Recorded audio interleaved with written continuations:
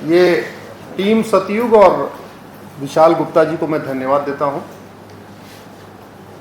कि आपने इतना अच्छा एक आइडिया अपने दिमाग में रखा, और रखा ही नहीं बल्कि उसके ऊपर सोचना शुरू किया, कंसल्टेशन शुरू किया, और अल्टीमेटली बुकलेट के रूप में आपके सामने पब्लिश हो गया।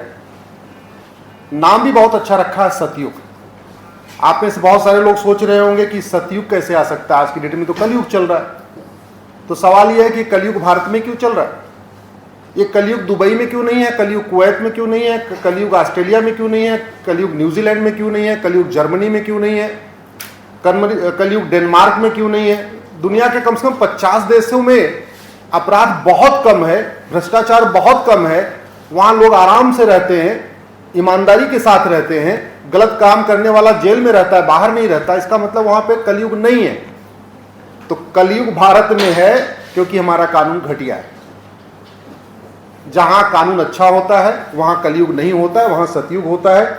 और मुझे पूरा विश्वास है कि सतयुग टीम, विशाल जी की टीम ने जो इतना अच्छा ड्राफ्ट बनाया है, सरकार इसको लागू कर दे, भारत के 50% मुकदमे अपने आप खत्म हो जाएंगे, अपने आप ही वापस हो जाएंगे। तो जो पूरा ट्रैफिक जाम लगा हुआ है district court, high court, supreme court में, वो जाम खत्म हो जाएगा। न जजों की संख्या बढ़ाने की जरूरत है, न कोर्ट की संख्या बढ़ाने की जरूरत है, न इंफ्रास्ट्रक्चर बढ़ाने की जरूरत नहीं है। केवल इस कानून को इंप्लीमेंट करने की जरूरत है, और कानून बनाने की कोई लागत नहीं आती। इसका मतलब फ्री में भारत के 50% जो जुडिशरी का बर्डन अपने आप खत्म हो जाएगा। अच्छी बात यह है कि हम सुप्रीम कोर्ट से करीब 3 किलोमीटर, दिल्ली हाई कोर्ट से भी लगभग 3 किलोमीटर, और डिस्ट्रिक्ट कोर्ट से भी लगभग 3 किलोमीटर की दूरी पर बैठे हुए। आशा करता हूं ये वीडियो हाई कोर्ट के जजेस तक भी पहुंचेगा, सुप्रीम कोर्ट के जजेस तक भी पहुंचेगा, डिस्ट्रिक्ट कोर्ट के जजेस तक भी पहुंचेगा, और जो जज साहब इसको पढ़ना चाहेंगे उनको कॉपी पहुंचाना हमारा काम है। उन तक ये सतयुग की कॉपी मैं पहुंचा दूंगा। पार्लियामेंट तो मात्र 500 मीटर की दूरी पे है। तो जो सांसद महोदय, जो मंत्री महोदय जो इसको पढ़ना चाहेंगे, इसके बारे में समझना चाहेंगे, उनके घर जाके उनको एक्सप्लेन करके आऊंगा कि ये कानून क्या कहता है और कैसे भारत की जुडिशियल सिस्टम पूरा ठीक हो जाएगा। भगवत गीता में 16वां अध्याय आप पढ़िए, तो वैसे कहने को तो दुनिया में 1100 रिलीजन है, भारत के अंदर 10,000 से ज्यादा जातियां हैं, उपजातियां हैं। भगवान कृष्ण कहते हैं कि इंसान केवल दो तरीके का होता है, एक देव, एक दूसरा असुर। मतलब इंसान की दो ही कैटेगरी भगवान कृष्ण ने भगवत गीता के 16वें अध्याय में बताया है। कुछ लोगों के अंदर देवत्व होता है, वो देवता होते हैं। कुछ लोगों के अंदर असुरत्व होता है, राक्षसीपन होता है, वो राक्षस होते हैं, असुर होते हैं। और भगवत गीता में भगवान कृष्ण कहते हैं कि राजा का कार्य क्या है। तो भगवान कृष्ण कहते हैं राजा का कार्य है धर्म की जय करना, अधर्म का नाश करना। आज की डेट में राजा राजवाड़ा तो नहीं है, आज की डेट में सरकार है। तो सरकार का क्या काम है? धर्म की जय करना और अधर्म का नाश करना। अधर्म का, यही भारत का संविधान भी कहता है। संविधान का प्रियम्बल खोल लीजिए, चाहे आर्टिकल 21 देख लीजिए, चाहे आर्टिकल 39 देख लीजिए, हर जगह जस्टिस की बात हो रही है। Right to justice, right to justice, right to justice. तो right to justice fundamental right है। हमारे संविधान निर्माताओं ने यह नहीं कहा कितने दिन में देना, यह सरकारों को डिसाइड करना चाहिए था। मेरा यह मानना है कि जस्टिस विद इन ईयर होना चाहिए और जस्टिस फॉर ऑल होना चाहिए। भारत के प्रत्येक नागरिक को, चाहे वो एससी हो, एसटी हो, ट्राइबल हो, गरीब से गरीब हो, रिक्शा चलाने वाला हो, तांगा चलाने वाला हो, उसका मुकदमा 1 साल के अंदर खत्म होना चाहिए। उसको 1 साल के अंदर न्याय मिलना चाहिए। जस्टिस फॉर ऑल होना चाहिए, जस्टिस विद इन ईयर होना चाहिए। लेकिन आज की डेट में घटिया कानून के कारण वो हो नहीं रहा। केंद्र सरकार को मैं धन्यवाद दूंगा। केंद्र सरकार ने 3 कानून बनाया, भारतीय न्याय संहिता, भारतीय नागरिक सुरक्षा संहिता और भारतीय साक्ष्य संहिता। पहले की तुलना में यह कानून अच्छा है। जो भारतीय न्याय संहिता है 1860 का जो इंडियन पिनल कोड था उससे अच्छा है। ये जो भारतीय नागरिक सुरक्षा संहिता है, ये पुराना जो क्रिमिनल प्रोसीजर कोड था उससे अच्छा है। ये भारतीय साक्ष्य संहिता 1872 के एविडेंस एक्ट से अच्छा है। लेकिन क्या दुनिया का सर्वोत्तम है? तो मेरा जवाब है नहीं। क्या ये बेस्ट है? तो मेरा जवाब है नहीं। अच्छा है, बेटर है, लेकिन बेस्ट नहीं है। मेरा व्यक्तिगत मानना यह है कि जब हम 150 साल के बाद, 164 साल के बाद कानून बना रहे थे, तो हमें बेस्ट पे जाना चाहिए था, बेटर पे नहीं जाना चाहिए था, क्योंकि हम 164 साल के बाद कानून बदल रहे हैं। जैसे हम अपना घर बनाते हैं तो कम से कम आस पड़ोस के 10 घर को देखते हैं और फिर उसमें से एक किसी घर के ड्राइंग रूम की नकल करते हैं, किसी घर के बेडरूम की नकल करते हैं, किसी घर की लिविंग रूम की नकल करते हैं, किसी के फ्रंट की नकल करते हैं। ऐसे करके अब कोशिश ये करते हैं कि हमारा घर सबसे अच्छा हो।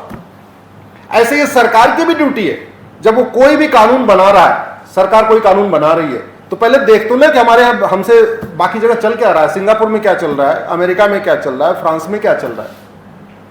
अगर हम किसी समस्या को खत्म करने के लिए कानून बना रहे हैं तो सबसे पहले हमें यह देखना चाहिए कि वो समस्या दुनिया में सबसे कम कहां है।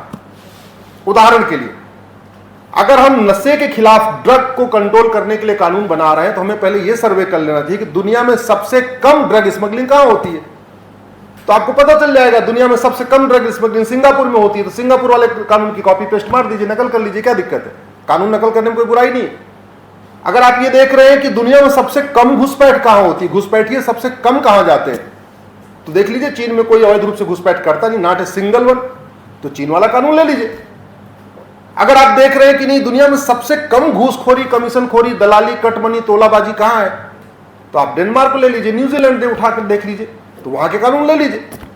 अगर आपको लगता है कि सबसे कम ह्यूमन ट्रैफिकिंग कहां है, मानव तस्करी सबसे कम कहां होती है, तो आप सर्वे कर लीजिए। ऑस्ट्रेलिया में सबसे कम होती है, तो ऑस्ट्रेलिया वाला मानव तस्करी वाला कानून ले लीजिए। तो अल्टीमेटली जब कानून हम बनाते हैं तो हमें बेस्ट करना चाहिए। और ये नौकरशाह जो कानून बनाते हैं ना, ये जब अपना घर बनाते हैं तो कम से कम 10 आर्किटेक्ट से बात करते हैं। ये कानून बनाने वाले जो बाबू है ना, नौकरशाह, ड्राफ्ट तो वही लोग करते हैं। अपना घर बनाना होगा तो कम से कम 10 कॉन्ट्रैक्टर से बात करेंगे, 10 ठीक आर्किटेक्ट से बात करेंगे, कम से कम 10 लोगों का घर जाके देख के आएंगे और फिर अपना घर सबसे बढ़िया बनाएंगे। लेकिन जब देश के लिए कानून बनाना होता है तो एसी के कमरे में बैठ के इधर का उधर, आगे का पीछे, पुरानी हेडिंग को नई हेडिंग, नई हेडिंग को पुरानी हेडिंग, पुरानी भाषा में थोड़ा इज एम आर थोड़ा जोड़ दिया, थोड़ा उसका ग्रामर ठीक कर दिया, एक्टिव वॉइस को पैसिव वॉइस कर दिया, ऐसा करके मतलब कह सकते हैं कि नई बोतल और पुरानी शराब, ऐसा कर देते। ऐसा नहीं करना चाहिए। अल्टीमेटली सबको अपने अपने स्वधर्म का पालन करना चाहिए। ये बाबुओं को वेतन भत्ता, गाड़ी बंगला मिलता किस लिए है? सर्वोत्तम कानून बनाने के लिए, घटिया कानून बनाने के लिए थोड़ी, थोड़ा सा अच्छा करने के लिए थोड़ी, अरे सर्वोत्तम के लिए। जो काम करो सर्वोत्तम करो। और हम हमारे यहाँ करते हैं, वैज्ञानिक सर्वोत्तम काम करते हैं। इसरो वालों ने मिसाइल बनाई, 108 मिसाइल एक साथ बना दिया, वर्ल्ड रिकॉर्ड बना दिया। अग्नि मिसाइल बनाई 7,500 किलोमीटर, वर्ल्ड रिकॉर्ड बना दिया।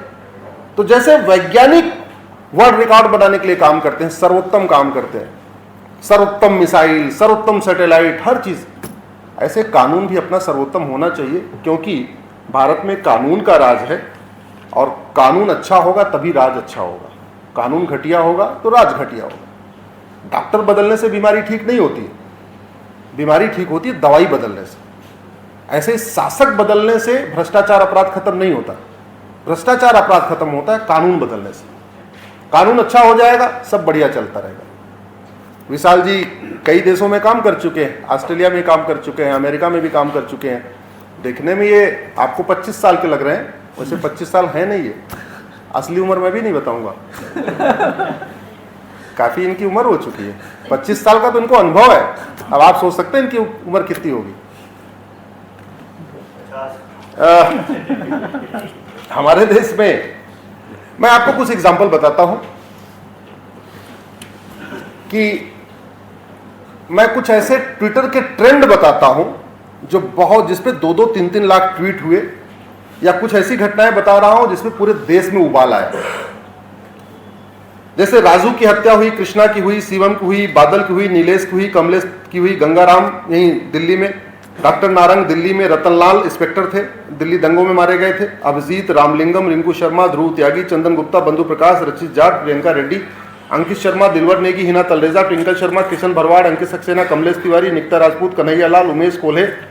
जब ये वो घटनाएं मैं बता रहा हूं कि जिनकी बहुत विभत्स तरीके से हत्या हुई थी, गला काट के टुकड़े टुकड़े करके हुई थी, और पूरे देश में उबाल आया था, टीवी में डिबेट हुई थी, और जस्टिस फॉर ये, जस्टिस फॉर ये, जस्टिस फॉर ये खूब ट्रेंड भी हुआ था।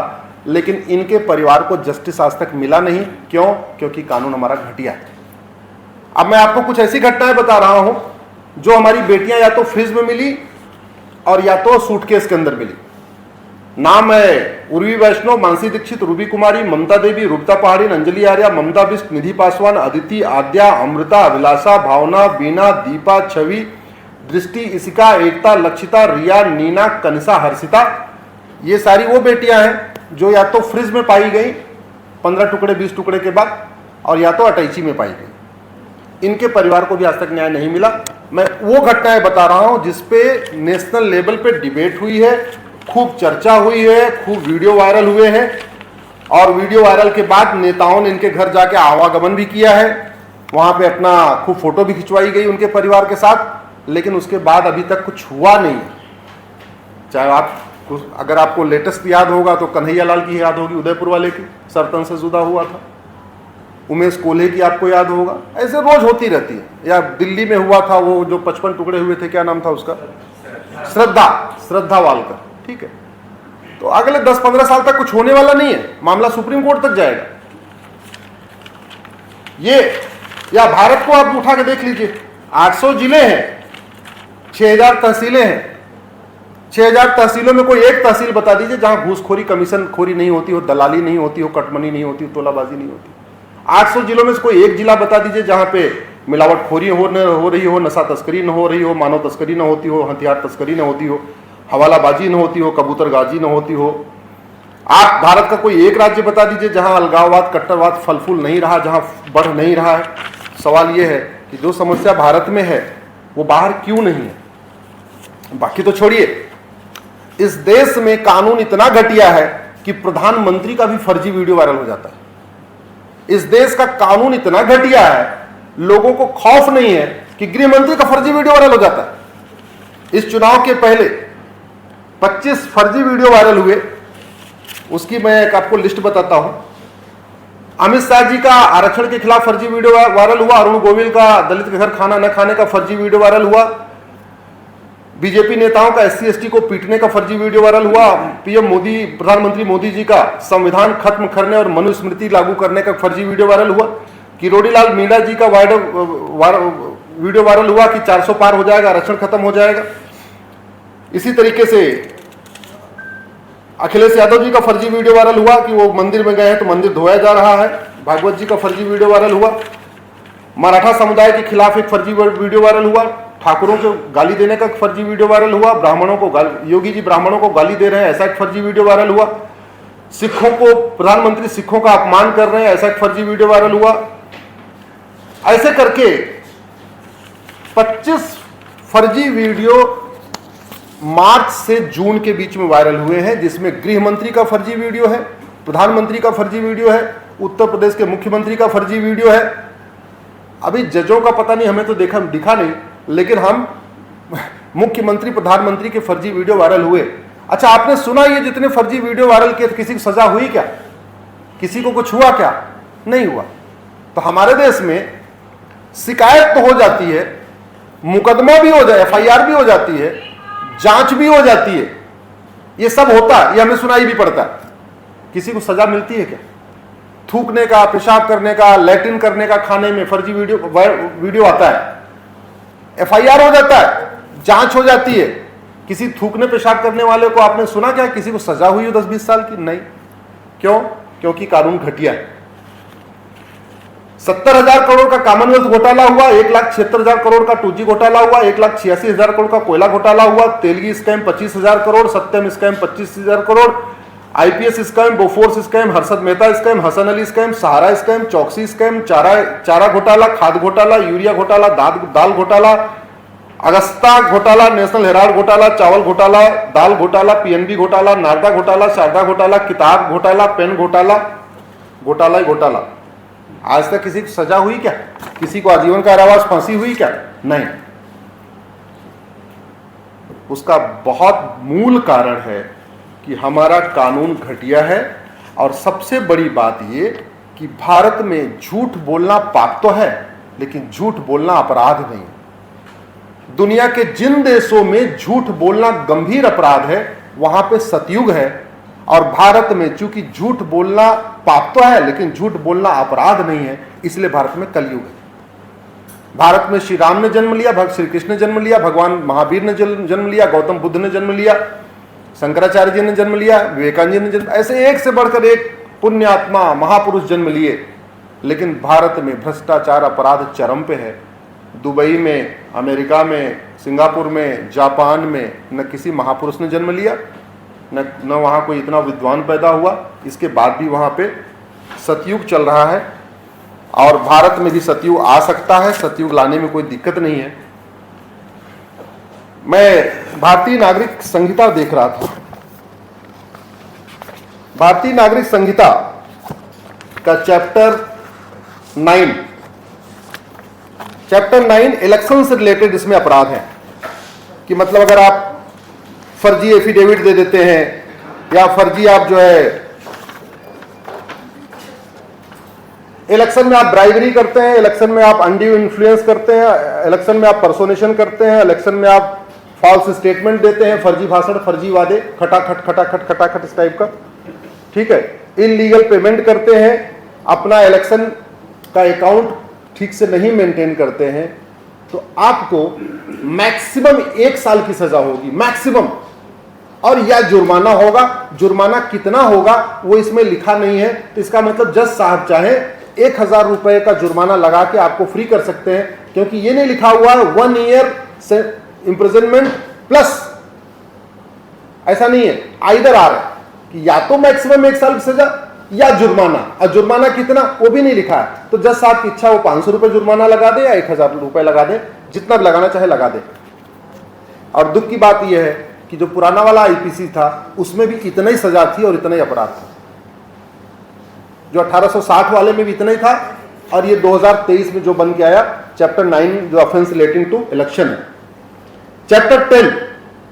चैप्टर 10 है नकली नोट बनाने से संबंधित, नकली सिक्का बनाने से संबंधित, नकली स्टैम्प बनाने से संबंधित। इसमें भी किसी को 10-5 साल की सजा नहीं है, किसी के ऊपर 10-20 लाख का जुर्माना लगाने का कोई प्रावधान नहीं है, न तो नकली नोट छापना non bailable, non compoundable serious offence है। तो हो क्या रहा है, अपराध चल रहा है। चैप्टर 14 झूठी गवाही, ये सतयुग एक्ट में कवर भी हुआ है।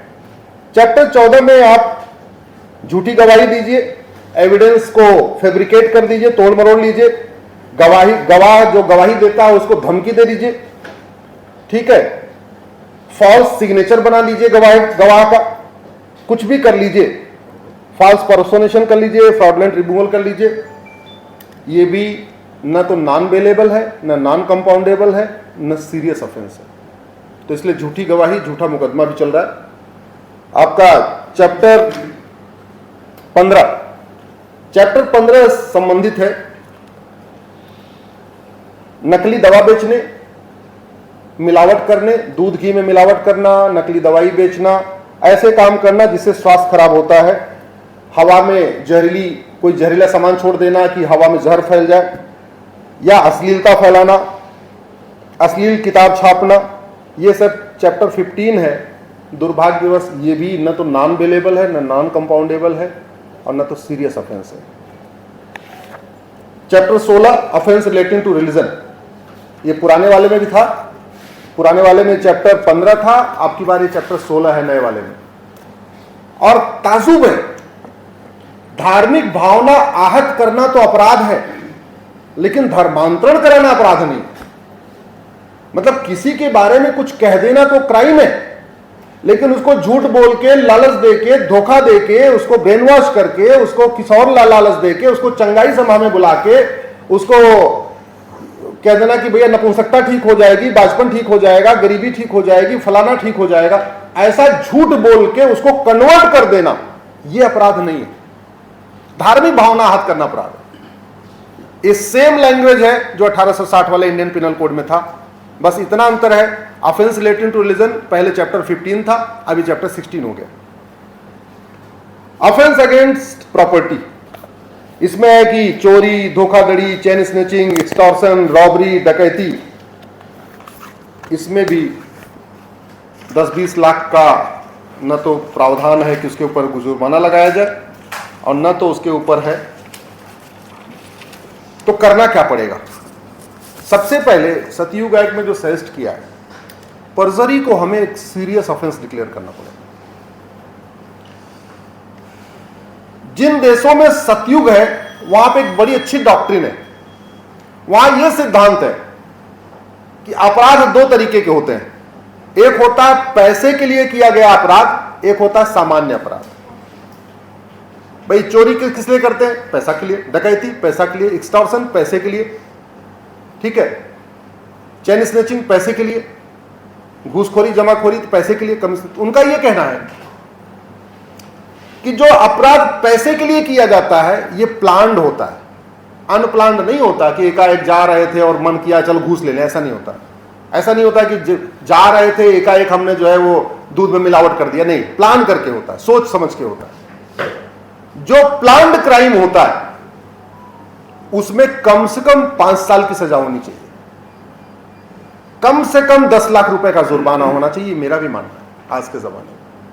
अगर हम 21वीं सदी में कानून बना रहे हैं तो कानून का जब तक खौफ नहीं होगा ना, भगवान कृष्ण कहते हैं सठे साठ्यम समाचरित, भगवान श्री राम कहते हैं भय बिन होय न प्रीत। तो जब तक भय बिन होय न प्रीत का सिद्धांत नहीं अपनाया जाएगा, सठे साठ्यम समाचरित सिद्धांत नहीं अपनाया जाएगा, तब तक भारत में अपराध कम नहीं होगा, जब तक झूठी शिकायत को गंभीर अपराध घोषित नहीं किया जाएगा।